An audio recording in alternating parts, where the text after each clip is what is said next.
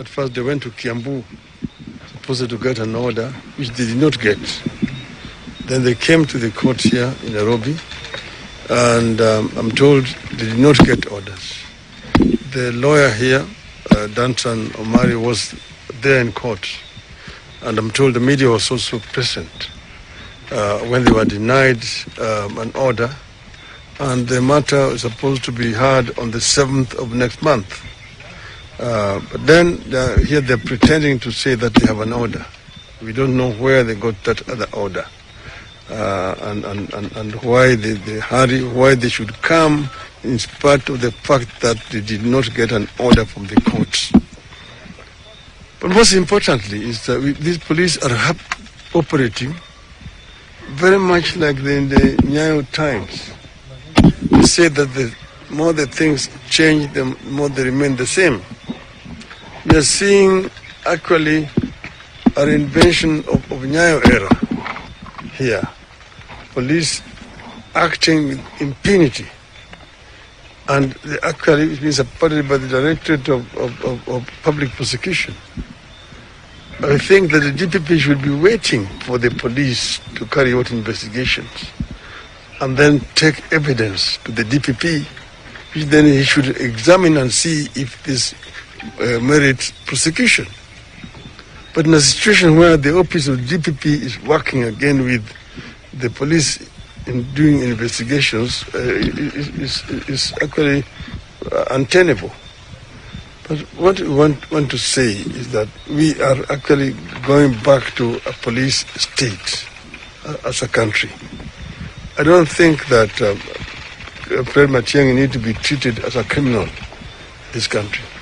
Remember, they said that, they were investigating, I don't know, a case of land in Baraka, but they are not reached a stage where they required Matiangi to record a statement. That's what they said the other time.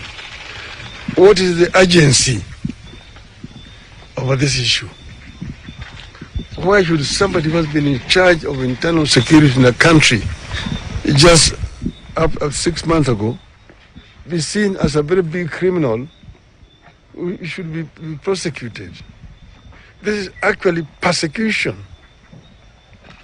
But to add insult to injury, another matter, just today you've also seen a case where police again are being used to try to interfere with a political party.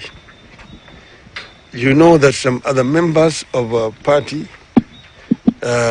Jubilee, actually defected to Kenya Kwanza. And they say that they are no longer going to be part of Azimio coalition. And then now the same people went and said that they are taking over. They sent letters to registrar of political parties. The registrar of political parties just said that according to her the meeting was properly convened. But that matter itself has not yet been concluded because the other party, the official, the bona fide officials of the party have not been given a chance to be heard. But today the police officers went with these people and invaded the headquarters of Jubilee Party and they took over the offices there. Meaning that actually they're trying to destroy Jubilee so that Jubilee can be consumed by Kenya Kwanza. This is basically an intention of taking this country back to a single-party dictatorship. This is what we are seeing here. That they want to undermine the opposition, kill the opposition, so that they create one monolith, Mama na Baba. This is basically where we are going to. And this country is in serious danger of starting back to a single-party dictatorship. Thank you very much. Have you been able to talk to Fred Matiangi, and is he safe? I've not talked with Fred. I'm going to try to reach him later on after this. I'm going to try to reach him after this, but I want him to actually stand strong. We've seen these things before. We've traveled this road before. Ultimately, the will of the people of Kenya will prevail. where we are going through some very uncharted waters, very dangerous situation in this country. But I'm saying that Kenyans must stand firm against intimidation and blackmail by those who are in office, in power. The people's power must prevail at this moment in time. But this country also needs a prayer. They have been praying supposedly for the economic situation in the country, peace and so on. We need more prayers. And we are going to convene as Azimio a prayer meeting sometimes next week. We are going to convene a prayer meeting in Jibanji Gardens next week. And we are going to talk about that tomorrow. But for now, I just want to say that people of Kenya must remain firm. These people are trying to sanitize a lost election. An electoral theft is being sanitized, and they will begin already to use strong-hand tactics to intimidate and blackmail the people of this country. We will not take it lying down. And you know, today is Fred Matiangi, and he's dominated headlines over the last week.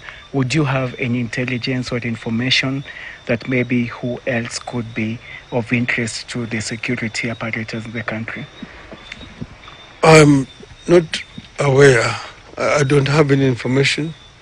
Of course, they have been jumping up and down, blaming and blackmailing people all over the place, that they are going to take actions against people and so on. We just want to tell them, bring it on. Bring it on. If you want it, we will prepare to. We're prepared to die in defense of the gains which have been made by the people of Kenya at a great cost. We will not allow this country to slide back to a single-party, one-man dictatorship in the name of God, because all the time they're talking about the Bible, and they are being fronted by very fake religious leaders. The Bible is actually being abused in order to sanitize dictatorship. And it's very unfortunate. Most of our religious leaders have actually completely lost it.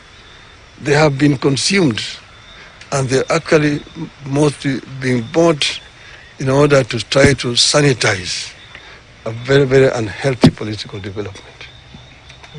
Honorable, if you think this is political, why do you think they're targeting Matiangi so much? I think your guess is as good as mine. I don't know why, but they are basically trying to get most of the people with whom they were in government.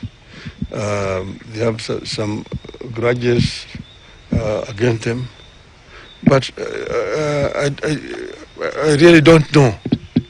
They've been acting actually in a very strange way. Just in order to punish Matiangi, you can see that in the appointment of 51 principal secretaries, they did not appoint a single person from the Kisii community. They did not appoint in a single person from a Kisii community. Again, even in the cabinet, of course, they appointed one person only.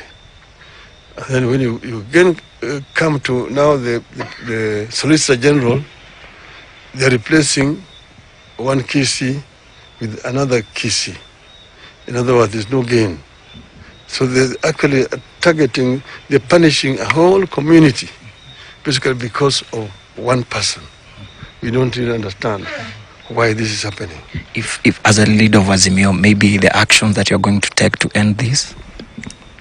Of course, we as Azimio, we must defend the rights of every Kenyan and the right of every Kenyan community. We want an equal society. We don't want a society where some people are more equal than others. We have seen that this regime is discriminating against other communities in the country. If you have, you're appointing principal secretaries, and 50% are just from a community against the others, of course you're discriminating. But these other communities also pay taxes. Taxes are paid by all communities in this country equally. But when you are now doing appointment, you look at appointment in parastatals since they started. Do that analysis. Go and look at procurement officers. Out of 32 procurement officers, 18 are from one community.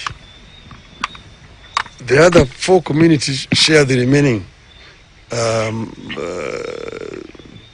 14.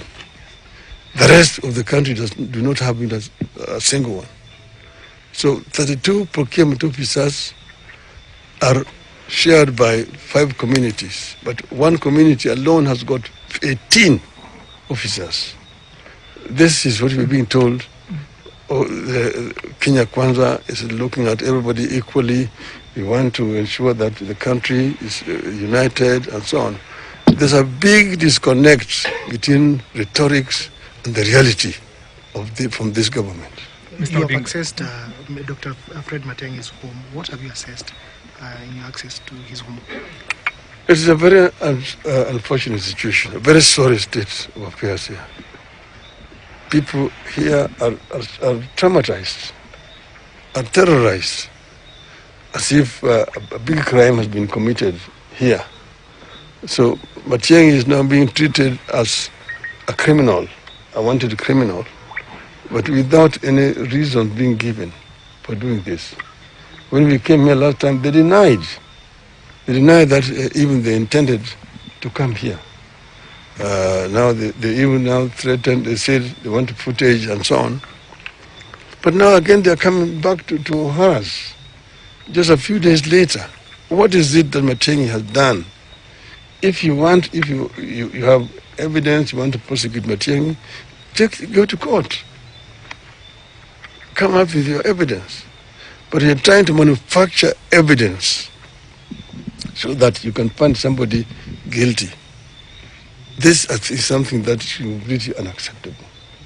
And this is something that our people should not allow to continue.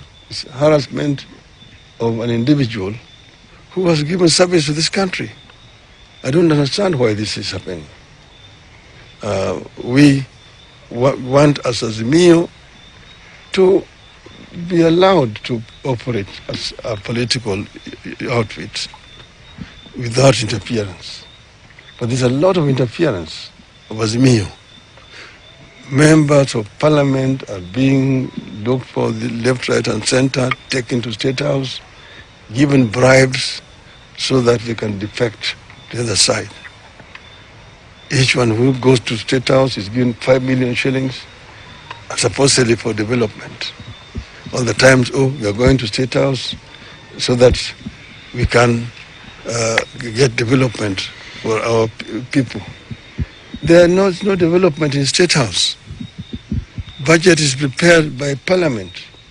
Right now, Parliament is in the process of preparing supplementary budget remaining for this financial year. But these people are so hell-bent in trying to destroy any opposition